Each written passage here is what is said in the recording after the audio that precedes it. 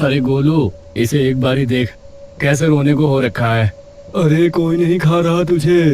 भाई मेरी बात मानो, मेरी माँ ने कई बार कह रखा है मुझे कि रात को नहर पर नहीं जाया करते। 9-10 लोग पहले ही गायब हो लिए वहां से, पता है क्यों? तेरी माँ ने खजाना छुपा रखा है नहर में। भाई माना कर बात यार, रात को ठीक नहीं है नहर पर जाना, उल्टे चलो। अरे ओए भाई, हमें ना बता, केक तो तेरा नहर पे ही कटेगा। अरे यार थम फंसा मत दियो। अरे कुछ नहीं होता।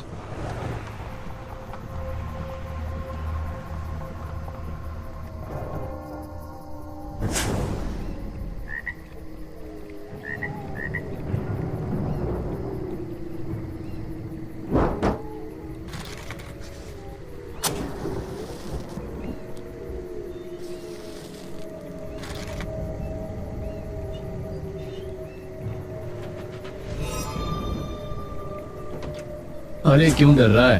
कुछ नहीं होता, तू केक काट, फिर बियर खोलेंगे।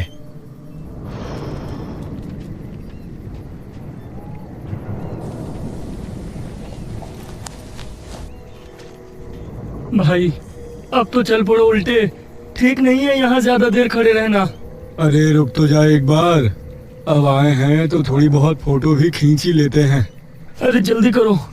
अरे तू जा फटाफट केक के साथ फोटो खिंचवा, पता तो चलना चाहिए कि भाई का जन्मदिन है। जल्दी करो फिर।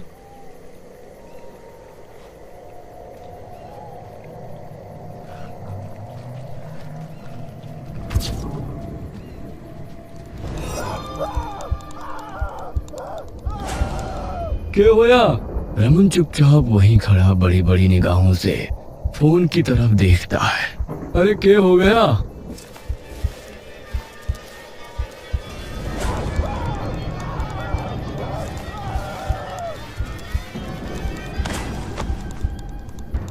पवन उन दोनों की हालत देखकर वहीं स्तब्ध खड़ा रह जाता है। पवन ऊपर से नीचे तक कांप रहा होता है। क्या होया?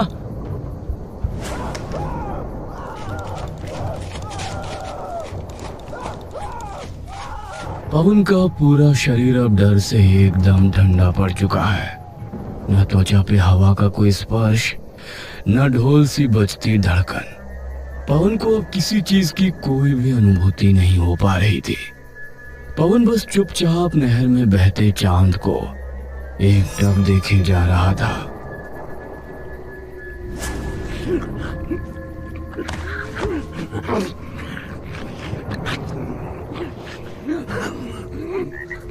तभी एक लड़की के रोने की डरावनी सी आवाज आने लगती है। आवाज धीरे धीरे बढ़ती है और फिर एकदम से बंद हो जाती है। पवन बेसुध सा एक चारपाई पर बैठा है। उसके सर पर पट्टी बंधी है। उसके शरीर के ऊपर के हिस्से पर कोई कपड़ा नहीं होता। उसकी माँ उसकी पीठ पे मलहम लगा रही होती है। वहीं बगल में उसका बापू भी एक मोढ़े में बैठा होता है। मना करा था इसे मैंने, मना किया था कि मत जा नहर पे, ठीक नहीं है। कई लोग पहले ही गायब हो लिए हैं वहाँ से पिछले 3-4 साल में। पर माँ बाप की बात तो इन्हें बस गधा बोलता दिखता है। पड़ गया ना चैन, सुबह सुबह पड़ा पाया है नहर पे, और जो ना देखता कोई फिर। अरे अभी डरा हुआ है वो, तू क्यों इसके पीछे पड़ रही है? अरे तो क्यों ना पढ़ूं, कही थी ना कि नहर पे मत जाना रात को, पर ना जी। ऊपर से इसके वो दोस्त मिनट में छोड़ के भाग गए, गाड़ी भी वहीं छोड़ा है। एक बार भी देखा इसे, पूरी रात पड़ा रहा है ये।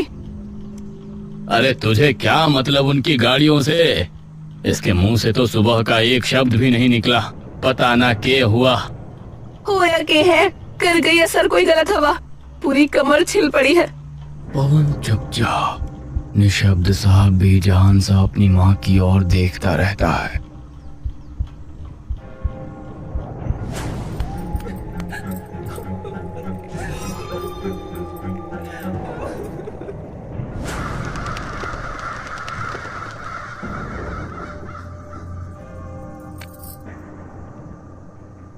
बेटा एक बार, बस एक बार बता दे क्या होया था। किसी और को नहीं तो मुझे तो बता दे, मैं तो माँ हूँ तेरी।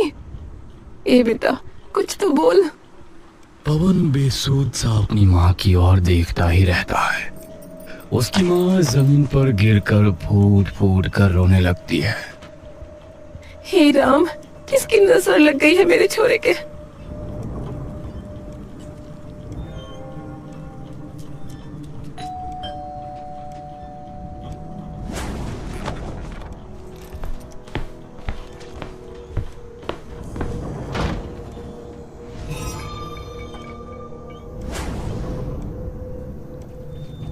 जमीन पे पड़ी रो रही कुसुम की नजर उन पर पड़ती है। उसकी आंखों में गाढ़ी लाल आग धधक रही होती है।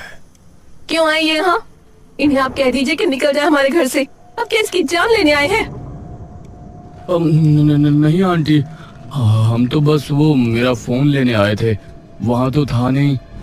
कुसुम गुस्से से उठती है और अंदर जाकर रमन का फोन ले आती है और आकर उस फोन को उसके पैरों में फेंक देती है। ले तेरा खजाना, और किसी से तो तुम्हें फर्क नहीं पड़ता। एक बार हालत के हो रही है इसकी, छोड़ के भाग गए। तुमने शर्म ना आई और मुड़ के एक बार भी ना देखा? आंटी, हमें बिल्कुल भी नहीं पता था कि वहाँ ऐसा कुछ होगा। पूरे गांव ने पता है, तुम लोग हो सबसे। रमन वो फोन उठाता है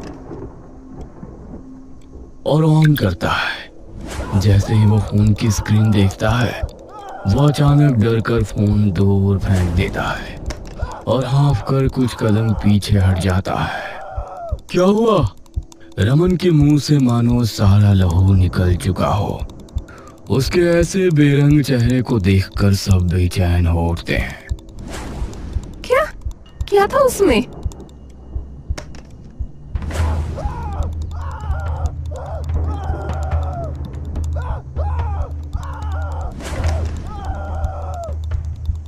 ये क्या? हर्षित गोलू की तरफ देखता है। ये कौन है?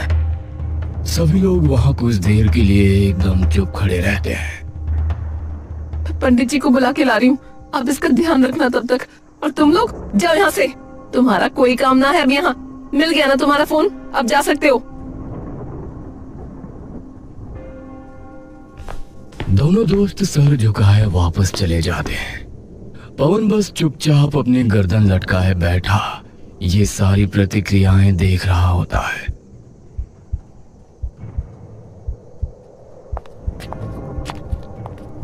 थोड़ी देर बाद जब कुसुम पंडित को ले आती है तो पंडित उसे देखते ही एकाएक उसकी तरफ दौड़ता है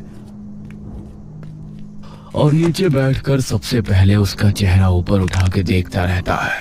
क्या नाम है बच्चे का? पवन। पवन? जब से मिला है तब से कुछ बोला है इसने? नहीं, एक शब्द भी ना बोला अभी तक पंडित जी। पंडित उसकी आंखें अपनी उंगलियों से बड़ी बड़ी कर उसकी आंखों में झांकने लगते हैं। पंडित जी। पंडित कुछ देर तक यूं ही पवन को देखता रहता है। थोड़ी देर बाद पंडित उठता है। आप दोनों मेरे साथ आइए जरा एक बार। ये सुनते ही कुसुम और हर्षित एकदम बेचैन हो जाते हैं और पंडित जी के साथ एकांत में चले जाते हैं। क्या हुआ है पंडित जी? दुविधा थोड़ी ज्यादा गहरी है। वो जो भी कोई आत्मा थी, उसकी स्मृतियों से इसका अंतर्मन एक गहरे सदमे में चला गया।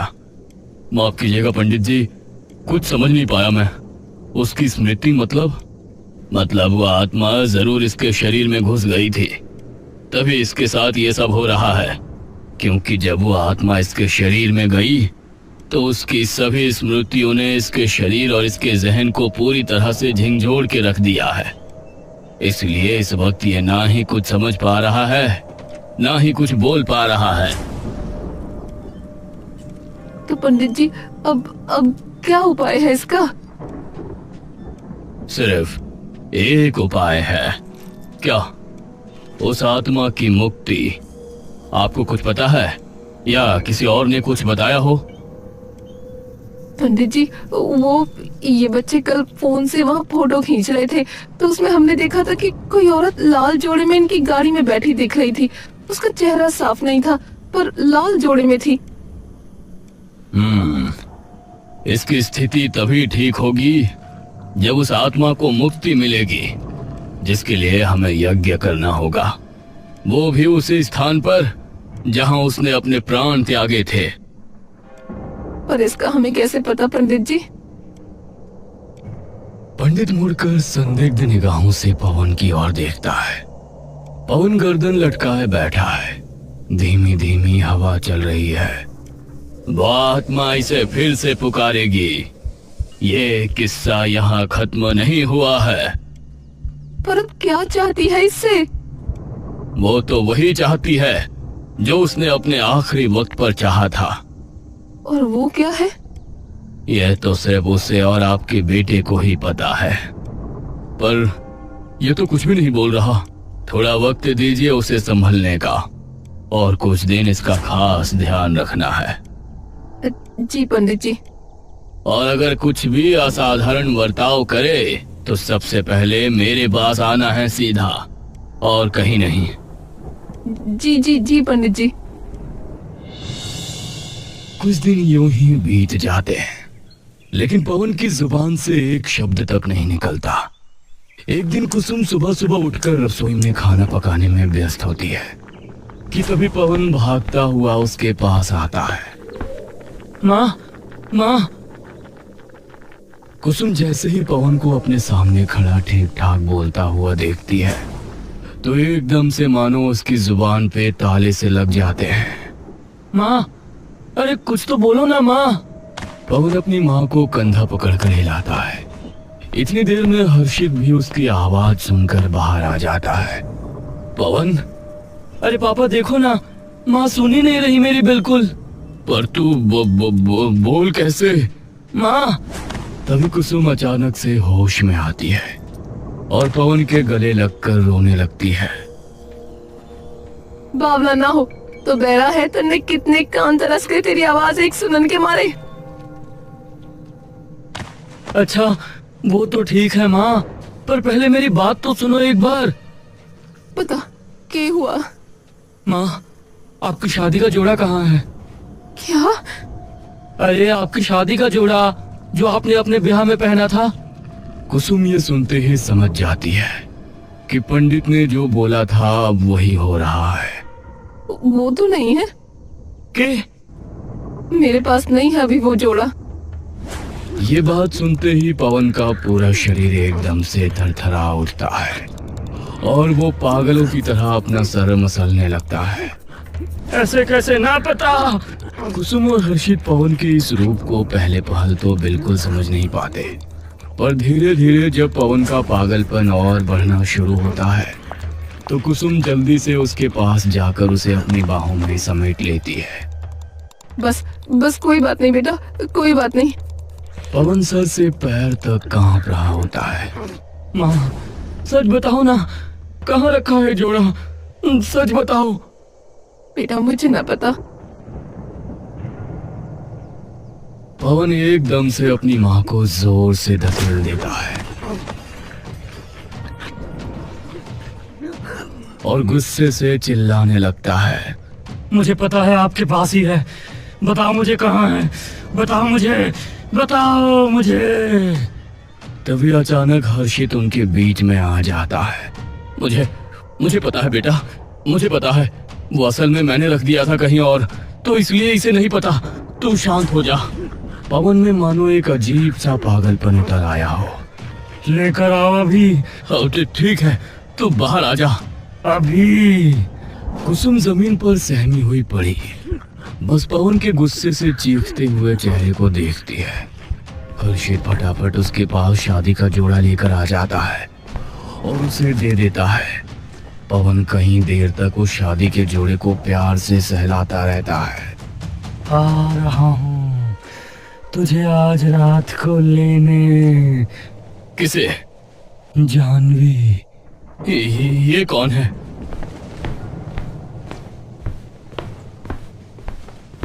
कुसुम, जल्दी जा और पंडित जी को बुला के ला।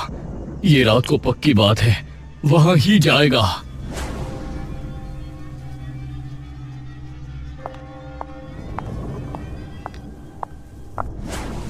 उसे करने दो जो कर रहा है।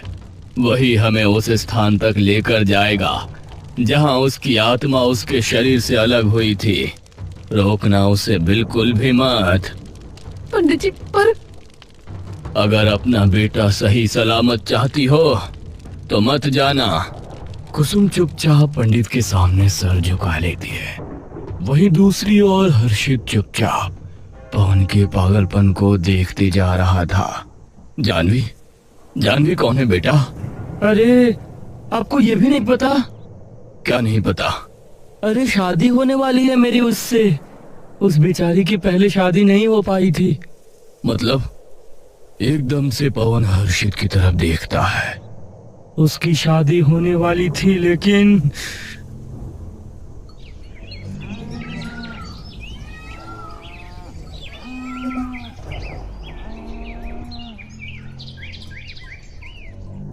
जानवी की शादी होने वाली थी उस लड़के से जिससे वो बहुत प्यार करती थी। पर लड़की अलग वर्ग की थी तो लड़के के खानदान ने मना कर दिया। लेकिन दोनों नहीं माने और घर से भाग गए। थोड़े दिन बाद दोनों ने तय किया कि एक मंदिर में जाकर शादी कर लेंगे। लेकिन जैसे ही दोनों वहां पहुंचे तो कई लोगों ने उन्हें घेर लिया। लड़के को कुछ लोगों ने पकड़ लिया। उसे वे अपने साथ ले गए और वहीं छोड़ दिया उसे। अगले दिन वो किसी को नहीं दिखी। तो अब की बार उसकी शादी पूरी हो के रहेगी, ठीक है? हर्षित कुछ नहीं बोलता। ठीक है ना?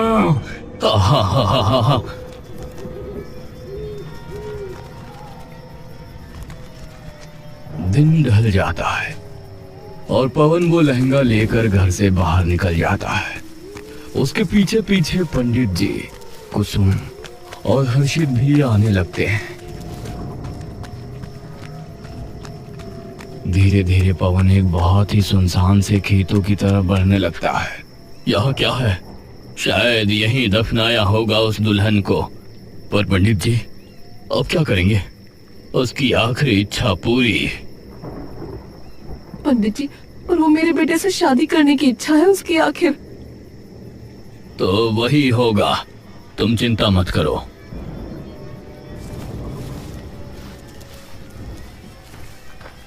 कुसुम और हर्षित आगे बढ़ रहे होते हैं कि तभी उन्हें लगता है कि उनके पैर अचानक किसी ने नीचे से पकड़ लिए हो। पंडित बिना पीछे मुड़े चलने लगता है।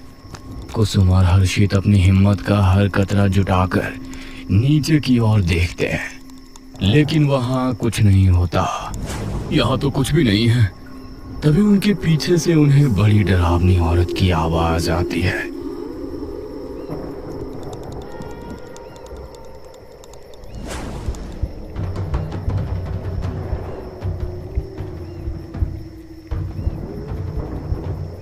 नाम? कुसुम और हर्षित एकदम बेसुध से वहां खड़े रह जाते हैं। कुसुम।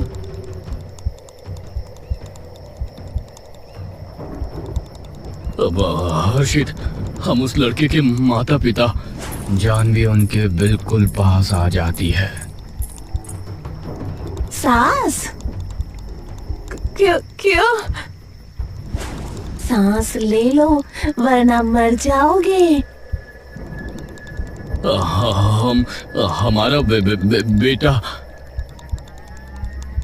चिंता मत करो, जल्दी ले आऊंगी। और एकदम से वहां से गायब हो जाती है।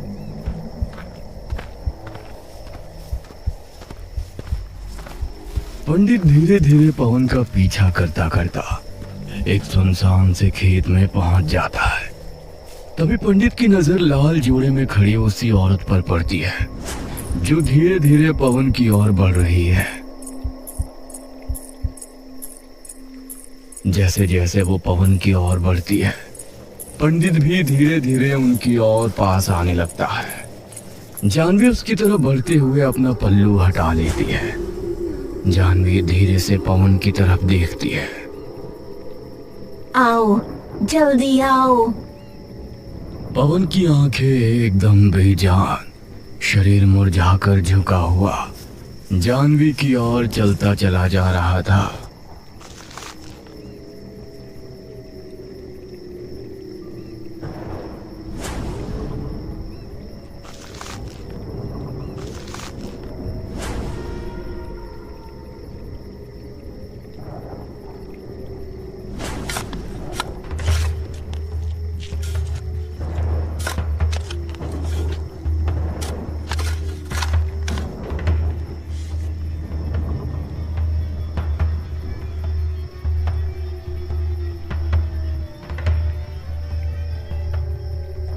हम अगले जन्म में नहीं, इसी जन्म में फिर से मिलेंगे।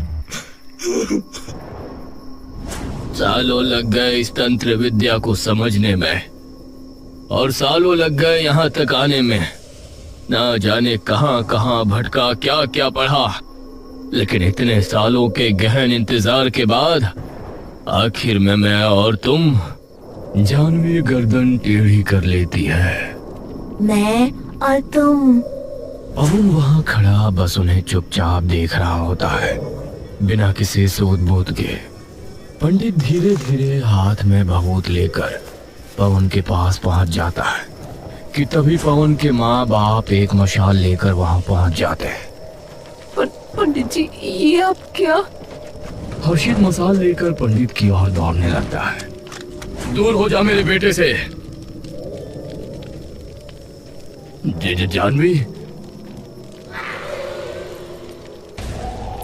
जानवी पूरी तेजी से हर्षित की ओर देखती है। मना किया था ना, मत आना। तभी हर्षित हिम्मत करके उसके चंगुल से खुद को और कुसुम को छुड़ा लेता है, और जानवी के हाथ से दोनों छूट जाते हैं।